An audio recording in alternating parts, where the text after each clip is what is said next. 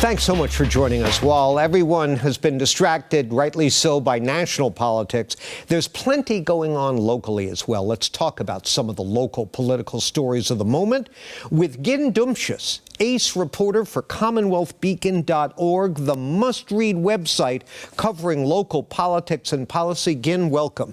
Thanks for having me. Great to have you here, as always. So this past week, Governor Healey imposed strict new time limits on shelter stays for migrants on the heels of their displacement from Logan Airport, where many families had been sleeping.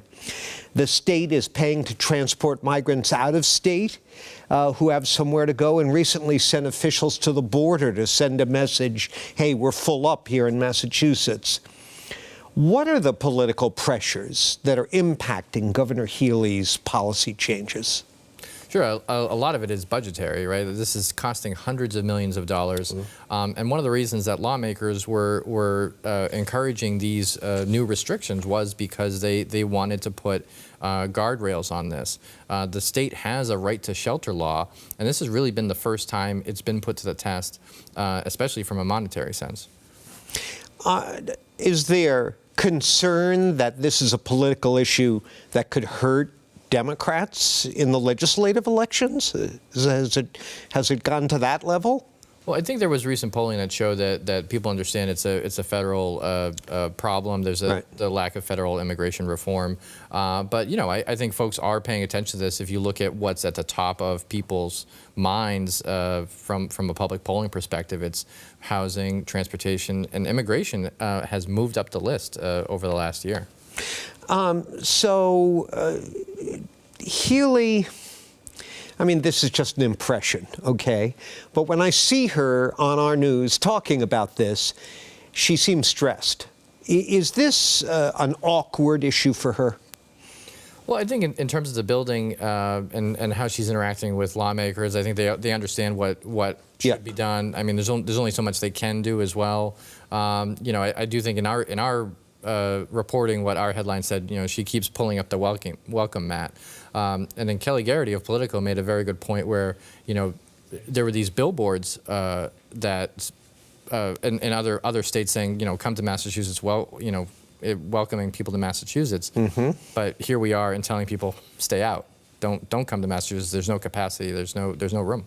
Yeah, it's a tough issue, no question about it. Well, we're coming down the wire. Wednesday at midnight is the end of the legislative session. If they want to take up business after that, it becomes very complicated. One legislator can object and bring a halt to the proceedings. What are a couple of, in your mind, the biggest items that are still remaining to be acted on? Sure, and I plan to be there probably until the tea starts running again, theoretically, if it starts running again. You got the Red Bull ready? I do. Yeah. It's housing bond bill, that's the top priority for the Healey administration. Yeah. And there's also the economic development bill. And that becomes kind of a Christmas tree in July for lawmakers, because they all like to put in what they want to get passed. So those are the two things I'm looking for, and anything that kind of slips by that people might not notice that night, because things get crazy. You know, it's very hard to predict, and you got to keep a close eye on things. We got a break, but that economic development bill, that includes the proposed soccer stadium in Everett, correct? It does indeed. Is that going to go through?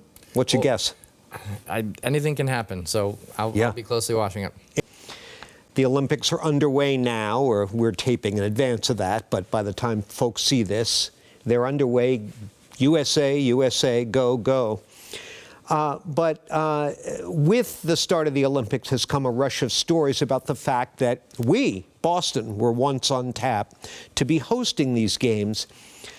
You wrote about this, and I want to ask about your take, but I got to say, I'm amazed at all the revisionist history about this, all the claims that we'd be better off if we'd stuck with that huge boondoggle. What was your view of this? Well, I remember kind of, you know, this was 2015 when it was all coming together and then falling apart. And there were a lot of promises or people talking about, like, oh, you know, the T is going to be fixed. And you had Chris former state transportation official leading one of the groups opposing bringing the Olympics to Boston, saying, there was nothing behind those promises. There was no roadmap. It was just saying like, oh, the T's going to be fixed. So, I think some folks, former Mayor Marty Walsh included, felt that it still would have been the right thing. It was just handled badly. But I think for a number of people I've talked to, including Senate President Karen Spilka, there's relief that it's in Paris and not in Boston. Oh my gosh! I mean, the terror threats and way an Olympics on U.S. soil, security is overseen by, wait for it, the Secret Service. What great timing for that right now with that agency in disarray. You mentioned former Mayor Marty Walsh. I saw him quoted, I don't know if it was in your article or another one, saying that, well, we would have gotten all sorts of federal money to help with the T in connection with the Olympics. I'm not aware of any offer of federal funds to help with the public transit systems in Olympic cities. Are you?